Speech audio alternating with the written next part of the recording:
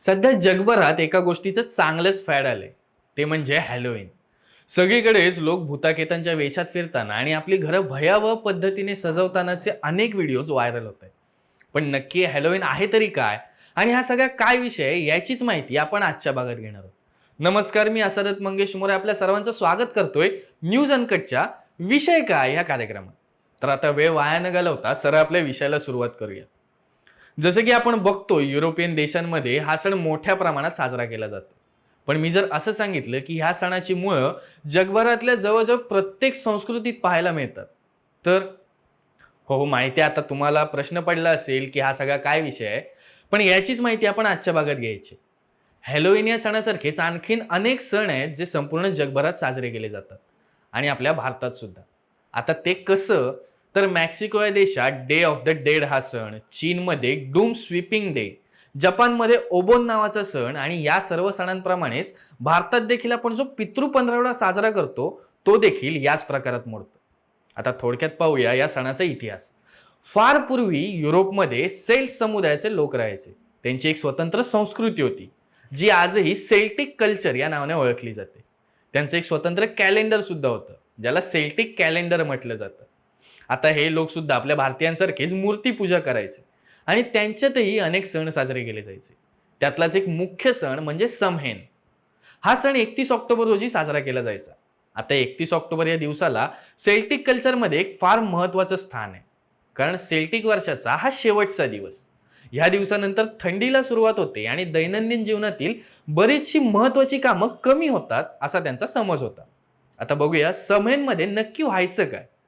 त्या लोकांचा असा समज होता की ह्या दिवशी त्यांच्या पूर्वजांचे अतृप्त आत्मे किंवा इतर काही वाईट शक्ती या पृथ्वी तलावरती येतात आणि मरण्यापूर्वी आपल्या अर्धवट राहिलेल्या सर्व इच्छा पूर्ण करून घेण्यासाठी लोकांना त्रास देतात. आणि म्हणूनच त्या आत्म्यांना आणि वाईट शक्तींना खुश करण्यासाठी एक मोठी होळी पेटवली जायची आणि आपल्या सर्व पूर्वजांच्या आवडत्या वस्तू, जसं की गोडधोड पदार्थ, सजावटीचं सामान, ह्या गोष्टी त्या होळीभोवती ठेवल्या जायच्या. आणि कालांतराने आजूबाजूच्या अनेक देशांनी ह्या सर्व गोष्टी ॲडॉप्ट केल्या आणि हॅलोवीन हा सण साजरा करू लागले. आता ज्या त्या देशाप्रमाणे ह्या सणांची नावं सुद्धा वेगवेगळी होती. जसे की हॅलो आय, हॅलो इव, ऑल सेट्स इव, ऑल हॅलो इव, ऑल हॅलोईन आणि अजून बरीच. आता ह्या सणाला भूताकेतांसारखे कपडे का घातले जातात, तर यामागे एक सिंपल लॉजिक आहे.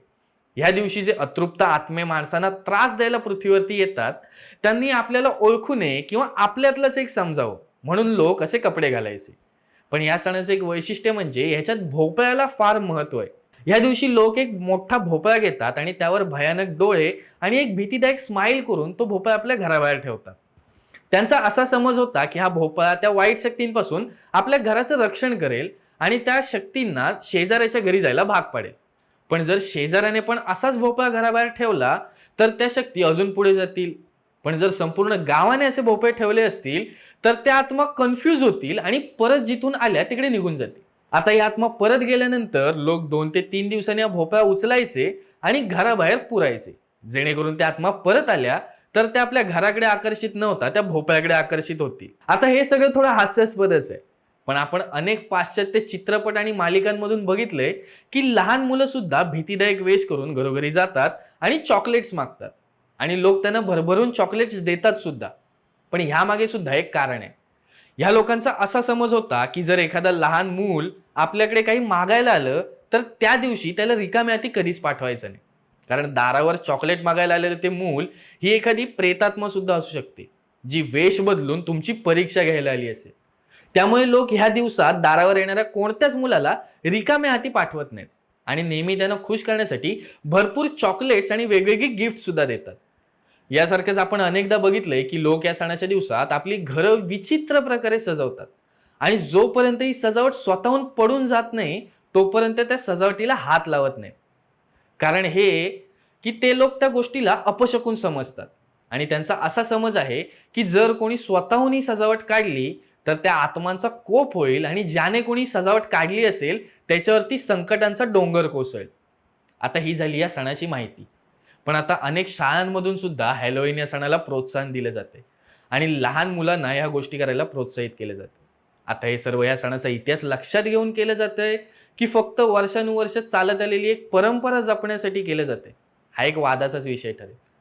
आजकालची लहान मुलं जे की देशाचं भविष्य आहेत, त्यांना अशा गोष्टी शिकवणं आणि अशा गोष्टी करायला भाग पाडणं, हा मला तरी एक गंभीर प्रश्न वाटतो. तर मंडळी, हा होता आपला आजचा विषय.